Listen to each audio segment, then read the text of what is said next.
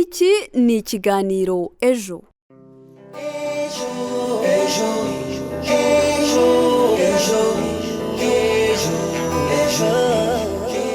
Ijana na kane n'ibice bitatu FM ijwi rya Amerika niyo uteze amatwi, nanjye nguhaye ikaze mu kiganiro ejo cy'uyu munsi mutegurirwa kandi mukakigezwaho n'umuryango Ejo Youth Eco ukoresha itangazamakuru mu kwimakaza umuco w'amahoro mu Rwanda no mu karere k'ibiyaga bigari. Iki kiganiro gihagarariwe na Nigena Roger, Mizero Crispin ari ku buhanga bw'ibyuma. Muri studio muri kumwe nanjye Nicole Giraneza, mbahaye ikaze muri iki kiganiro. Mu kiganiro ejo gitegurwa n'urundi rubyiruko ruri mu muryango ejo nyiramubande z'urubyiruko kuri radio ukunda. Mu muco nyarwanda kirazira ko umusore cyangwa umukobwa ajya gushyingirwa yarakoze imibonano mpuzabitsina. Ni ukuvuga yaratakaje ubumanzi niba ari umuhungu cyangwa ubusugi niba ari umukobwa. Byari igisebo gikomeye ku muryango washyingiraga umukobwa watakaje ubusugi, kuko ibi byatumaga umugabo wamushatse ahita amusenda. Mu kiganiro ejo cy'uyu munsi rero turaganira ku mibanire y'abakundana muri iki gihe, ariko twibanda ku ngaruka zigera ku muntu wakoze imibonano mpuzabitsina mbere y'uko ashaka. Turaza kumva ubuhamya bw'umubyeyi washakanye n'umugabo we, ariko bakaba bahura mu ntonganya ndetse n'imirwano. Si ibyo gusa, kuko turaza no kumva umugabo waryamanye n'abakobwa benshi mbere y'uko ashakana n'uwo babana kuri ubu. Turakomeza twumva kandi icyo Musenyeri Antoine Kambanda avuga ku bantu bakora imibonano mpuzabitsina mbere yo gushaka, n'inama agira imiryango irimo amakimbirane ashingiye kuri iyi ngingo. Nimujye kure ya radiyo zanyu, ikiganiro ku buryo burambuye ni mukanya. Ari twe dufite iya mbere mu kubaka ejo atubereye.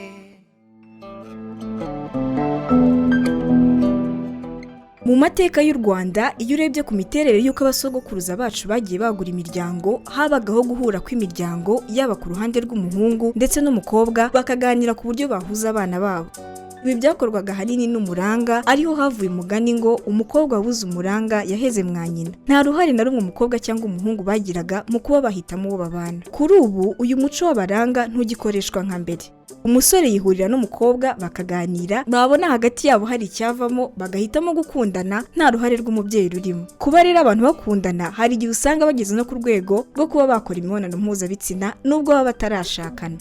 Ni muri urwo rwego twifuje kumenya icyo abantu batandukanye batekereza ku mibanire y'abakundana muri iki gihe. Ese hari ingaruka zagera ku muntu wakoze imibonano mpuzabitsina mbere yo gushaka? Ese mu gihe ahisemo gushaka hari amakimbirane byazana mu rugo rwe? Ni mu kiganiro Jean Aime yagiranye n'abaturage batandukanye. Birakwiye Darose, urumva erega no kuvanga ushatse umukobwa se utaramwumvishe wasa wamenya si gutari isugi. Nibirakwiye rwose yuko bamurya avance. Wapi kabisa, numva bidakwiye. Nyine ushobora kurya avance nkaguye umukobwa gatwita karera umwana kandi mutarabana. Ngiye ndumva bidakwiye kubera ko umuhungu gukunda nago ibyo bya avance yabigusa. Nago tumva kiriyo. Jivatse ndayemera da. Ase umukobwa mwakundana ataguhereza ubwo wavuga ko mukundanye wapi? Nibyo. Ngiye ko byumva tanga avance ntago bikwiye, kubera ko nyine akenshi baravuga ngo iyo utanze avance ahanini umuhungu yakumvisha rukuna kumva yangiza akayigira ute akakwanga. Oya ntago ari twese. Akakwanga. None ngiye ko mbyumva tanga avance ntago bishoboka, nta nubwo byagakwiye ku bantu b'urubyiruko. Yego nyine haruza ashaka kukwirira gusa. Nyine avance ngi ko nyumva no kumeka ngashuwa niba uwo muntu nyine ari mwiza ukamaza wamwumva kumva rero yanze no gwita ukatira. Nibyo oya umuhungu wese udanye nawe gusabye avance bura wazageraho gushaka bigenzo. Ntago byemewe pe.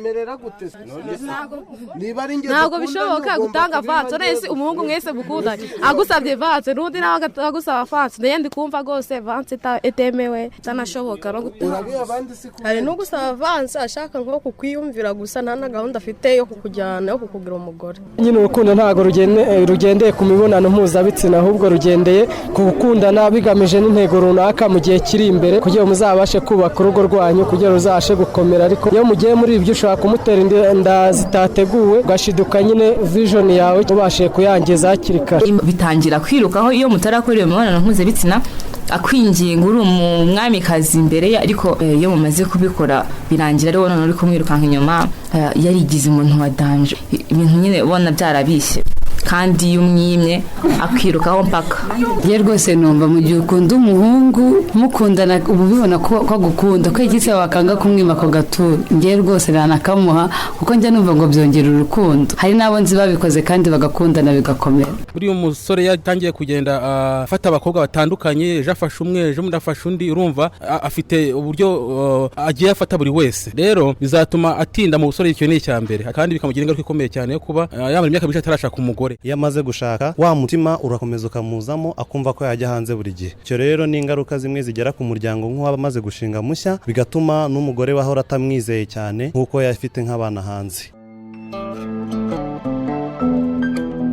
Barakoze cyane aba baturage bamaze kutugezaho ibitekerezo byabo. Hari abavuze bati ibi bishobora gutuma umuntu atinda mu busore kandi n'igihe ahisemo gushaka ugasanga ntanyuzwe n'uwo bashakanye. Abandi bati bishobora gutuma hazamo ikintu cyo kutizerana hagati y'abashakanye. Nawe uduteze amatwi mu kiganiro ejo cy'uyu munsi wadusangiza igitekerezo, urugero cyangwa inyunganizi ku nsanganyamatsiko turi kuganiraho kuri uyu munsi ubinyujije kuri telefoni igendanwa ariyo 07 28 02 82 32 cyangwa kuri 0787581411.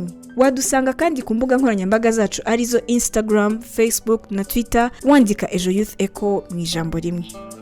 Kugira ngo umusore n'umukobwa bahitemo kuba bashinga urugo basezerane kuzabana iteka ryose mu byiza ndetse no mu bibi, ntago biba bishingiye ku kuba bakundana gusa. Kubahana, kwizerana, gufashanya, kugirana inama no gukosorana biri mu bituma abantu bahitamo kuzabana karamata. Nubwo muri iyi minsi y'iterambere gukora imibonano mpuzabitsina mbere yo gushaka bisa nk'ibyabaye ihame, abubatsi ngo bavuga ko bigira ingaruka zitandukanye ku mibanire y'abashakanye nyuma yo kugera mu rugo. Urugero ni umubyeyi Ansira utuye mu karere ka Nyanza yadusangije ubuhamya bw'ibimubaho mu rugo rwe, anatanga inama ku rubyiruko.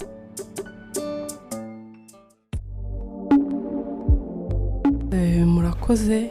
Mu by'ukuri umuntu iyo agize urugo n'umugabo umuntu ahura n'ingorane nyinshi kuko hari igihe witwara neza nk'umuca inyuma ukaba umwana mwiza nyine ukumva yuko ibyo wakoze mbere wabiretse, ubu ngubu ari igihe cyo kugira urugo rwawe ntumuca inyuma ntugire gute, ariko we siko abifata kubera yuko atekereza yuko kuba yarakubonye utari isugi bivuze yuko ukimuca inyuma ufite n'abandi. Igihe cyose waba uri ku kazi ntakwizere ugasanga araguhamagara kenshi, wataha utinze wenda wari uri mu nama cyangwa se hari n'ikindi kintu cyagutindije mu kazi, we ntaba ari ko abyumva akumva yuko wari wagiye kumuca inyuma, wari uri nyine mu busambanyi. Usanga rero urugo rwarabaye intambara mu mwanya wo kugira ngo rube paradizo nk'uko tuba tubyifuza. Kuko nk'ibyo navugaga nanjye bimbaho kenshi, ntabwo umugabo ajya yizera yuko naba ntamuca inyuma, telefoni y'isonye usanga ashaka nawe nko kwitaba cyangwa se kumva uwo muvugana kandi simba muca inyuma pe, ariko we nyine kuko yasanze ntari isugi ahora yumva ko n'ubundi nkimuca inyuma. Urumva rero ni ibintu biduteza ikibazo mu rugo, nta mahoro haba, duhora turwana, duhora tubwirana nabi, ugasanga kandi akenshi ingaruka ziza no ku bana. Abana icyo gihe nta mahoro bagira nabo, nk'umukuru ahora abaza ati kubera iki muhora mutongana, kubera iki muhora murwana. Uyu mubyeyi Ansira w'imyaka 37 wumvikanisha ko yakuye isomo rikomeye mu buzima bwuzuye intonganya no kurwana abanyemo n'umugabo we, aragira urubyiruko inama yo kwifata. Nk'aho maze kugera nabagira inama yo kwifata, ariko aho bari simpamya ko babishobora kuko nanjye cyagihe wari kwingira sinari kubyumva, ariko mu by'ukuri nka experience maze kugira nabwira urubyiruko mureke gutakaza ubusugi bwanyu, kuko abasore bo barabeshya cyane rwose, akaza akakubeshya bikarangira akwejeje ngo tuzabana tuzagira gute, mwamara kuryamana akagusiga. Rero iyo wihanganye ukaryamana n'umuntu mwimariye bivuze yuko urugo rwawe nyuma yaho bizaba amahoro, niyo amahoro yawe bizaturuka ahandi ariko batagushinjije yuko ari uko wataye ubusugi mu bandi basore kera. Nabagira inama rero yo kwifata rwose bakihangana. Turamushimiye cyane uyu mubyeyi Ansira ku kiganiro cyiza yagiranye na Marie Claire Isingizwe, aho yagize ati nashakanye n'umugabo wanjye naratakaje ubusugi, ibi bituma njye n'umugabo wanjye duhora mu ntonganya n'amakimbirane adashira kuko ntanyizera. si uyu gusa twaganiriye kuri iyi ngingo kuko mugenzi wacu Marie Claire Isingizwe yanyarukiye mu karere ka Kirehe nuko aganira n'umugabo ugerwaho n'ingaruka zo kuba yarakoze imibonano mpuzabitsina mbere yo gushaka, nubwo benshi batazitekerezaho cyangwa se bagatekereza ko zigera ku bakobwa gusa mu gihe bashatse. Tumwumve, turagaruka mu kanya. Ntabwo wari we twaryamanye bwa mbere kandi ishuri irenze imwe. Uyu ni umugabo w'imyaka 47 twise Damascene kubw'impamvu z'umutekano we, utuye mu karere ka Kirehe mu murenge wa Nasho. Avuga ko kuba yarakoze imibonano mpuzabitsina mbere yo gushaka umugore bimugiraho ingaruka zitandukanye mu rugo rwe, ngo dore ko nubwo abyaye gatatu yananiwe kwibagirwa bamwe mu bo baryamanye mbere y'uko ashaka. Iyumvire nawe uko bimugendekera. Iyo wagiye uryamana n'abakobwa batandukanye hari ukuntu bagufata, hari imyitwarire baguha, uburyo bakwitaho. Nkanjye rimwe na rimwe hari igihe nza nagera mu rugo nkumva nshaka gukora imibonano mpuzabitsina mu buryo nakoragamo mbere, ariko umugore wanjye ngasanga ntabikunda, tukayikora ariko nkumva ntibinejeje. Naguha nk'urugero, nk'ejo bundi twigeze kujya mu mahugurwa, ndagenda mpurirayo n'umukobwa twajyaga turyamana, ndakubwiza ukuri ko kwihangana byarananiye. Naciye umugore wanjye nyuma icyumweru cyose, numvishe aribwo nezerewe kuruta uko naza mu rugo rwanjye. Naje no mu rugo rwanjye umugore nkumbuye, ariko numvaga ntacyo bimbwiye kuko nari maze nyine iminsi meze neza. Namubwiye ko ndushye, ndangerageza kumubeshya ariko arabibona, bituma mbaza abo twari turi kumwe. Urumva yahise abimenya. Ntago nabashije kumuhisha kuko ni ibintu byagaragara ko nishimye bidasanzwe, wagira ngo uye mu kwezi kwa buki. Ese haba hari ingaruka zihariye zigera ku rugo rwanyu zikomotse kuri iyi ngingo? Nagiye mpura n'ingaruka zitandukanye kandi kuko namenye bya bindi byinshi, numva nyine byose ngomba kubibona. Numva ntanyuzwe. Ubu rugo rwanjye aho rugeze, nanjye ubwanjye nsigaye numva ntarujyamo kubera icyo ngicyo. Ni ingaruka rero ku rugo, ntago mu rugo hakiri ibyishimo, n'abana ntibakinyishimira. Mbega nanjye nabuze icyo nakora, niba ari ukuganira, niba ari ukujya gute, kuko ubuzima nanjye ndabona bumbere hari bubi pe. Tugana ku musozo, nyuma y'ibyo byose ni irihe somo wakuyemo wasangiza abaduteze amatwi muri aka kanya? Somo nakuyemo, icya mbere ni uko atari byiza gukora imibonano mpuzabitsina igihe utarashaka, kuko kugira ngo uzabone ibyishimo biragoye ku mugore wawe iyo wamenyereye gukora imibonano mpuzabitsina n'abagore benshi. Murakoze cyane. Murakoze namwe. Bakunze b'ikiganiro ejo, namwe mumaze kwiyumvira ko uyu mugabo agerwaho n'ingaruka zo kuba yarashatse yarabanje gukora imibonano mpuzabitsina n'abakobwa batandukanye. Zimwe mu ngaruka yavuze harimo no kuba atanyurwa n'umugore we. Nawe uduteze amatwi mu kiganiro ejo cy'uyu munsi, wadusangiza igitekerezo, urugero cyangwa inyunganizi ku nsanganyamatsiko turi kuganiraho kuri uyu munsi. Ese ubona ari izihe ngaruka zagera ku muntu wakoze imibonano mpuzabitsina mbere yo gushaka? Twandikira ubutumwa ubinyujije kuri telefoni igendanwa ariyo 07 28 02 82 32 cyangwa kuri 07 87 58 14 11. Iyi nimero kandi ushobora kuyikoresha utwandikiraho ubutumwa kuri WhatsApp. Wadusanga ku mbuga nkoranyambaga zacu arizo Instagram, Facebook na Twitter, wandika Ejo Youth Echo mu ijambo rimwe.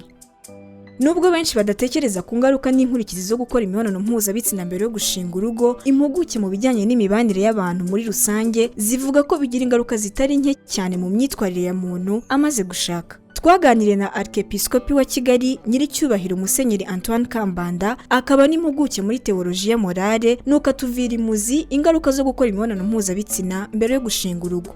Reka tumwumve. Ibi ni ibibazo byatangiranye n'icyo bise impinduramatwara y'imibonano mpuzabitsina, sexual revolution muri za 60. Imiti yo kubuza urubyaro ku bakoranye imibonano mpuzabitsina imaze kuvumburwa, abantu bumva ko noneho icyababuzaga ari icyo ngicyo. Nyamara ntabwo ari ukudatwita gusa. Mbere na mbere nk'abakristo hari icyaha. Icya kabiri nk'umuco hari kuryamana imburagihe bipfubya rwa rukundo na bwa bukwe. Icya gatatu muba muri mu kubakira ku musingi ujegajega. Akaba ariyo mpamvu rero ubona ingo nyinshi muri iki gihe zifite ibibazo. Ubu zagatanya mu nkiko zirimo ziriyongera. Abashakanye batana abana bagasigara mu gihirahiro barahari, ni ibintu bigaragara. Ibyo rero biterwa n'izi ngaruka zo kuba batangiye kubana imburagihe. none urubyiruko rutifuza kuzakimbirana rutifuza kuzatererwa icyizere n'abo bazashakana rukora iki kugira ngo rwirinde izi ngaruka hakiri kare? Duhereye ku rubyiruko, kimwe mu bintu bitera urujijo no mu bato ni imvugo itariyo. Muri iki gihe baravuga ngo umusore n'umukobwa barakundanye. Gukundana ntabwo bivuga kuryamana, ndetse ukumva hari n'umukobwa ugira impungenge avuga ngo ninanga ko turyamana azagira ngo simukunda. Ntabwo ari byo. Cyangwa umuhungu yumve ko yiba umukobwa amukunda agomba kuryamana nawe kandi bitaragera igihe. Birapfubya kandi bikabahuma, ukazagira igishuko cyo kujya umubonamo gusa igikoresho cyo kwishimisha. Ejo yaba atakigushimisha ku mubiri ugatangira gutekereza abandi, ariko nawe uramuhemukiye. Ejo yatwite hari ababihakana, hari abababwira kuzikuramo, nabyo bikamuzamugiraho ingaruka zikomeye z'ibikomere, kuko ntabwo ushobora kwica umwana cyangwa gukuramo inda ngo ugire amahoro, cyangwa se kubashyingira huti nawe ugasanga barapfundikanyije ngo bikure mu isoni, ariko ejo umuriro ukaka. Umugenzi wawe niba umukunda mwubahe, ntabwo ubucuti buvuga yuko ari ukuryamana nk'uko usanga byeza ari nabyo biva mu rwikekwe. Niho usanga umuntu afata ku ngufu, niho usanga umugore ntahari afasha umukozi niwe ubaye umugore, nabyo ugasanga ni ukwitesha agaciro, ni ukwisenyera, ni ugusuzugura uwo bashakanye, ni ukwisuzuguza nk'umuntu w'umugabo n'akana kaje gukora mu rugo kugira ngo kagire imibereho. Ibyo byose ni ibintu bitesha umuntu agaciro nawe akitesha agaciro, ariko bisaba gutangira kare umuntu yitoza. Murakoze cyane, turagana ku musozo. Mwagarutse ku ngaruka ndetse n'inama mugira urubyiruko, ariko hanze hari imiryango ihura n'iki kibazo. Iyi miryango ikora iki? Urukundo nyakuri nanone rurangwa no kubabarira. Muhuriye rero mu rugo utakiri isugi, cyangwa se nawe waranyuze mu bakobwa n'abagore, noneho mukababarirana mugatangira ubuzima bundi bushya, hakaba uko kwizerana. Mu gihe mubabariye nawe akakubabarira, noneho mugafata umugambi wa kigabo wo kubaka, icyo gihe umwizere nawe akwizere ku bw'iryo jambo rye. Turabashimiye cyane. Murakoze mu butumwa bwiza mu rubyiruko.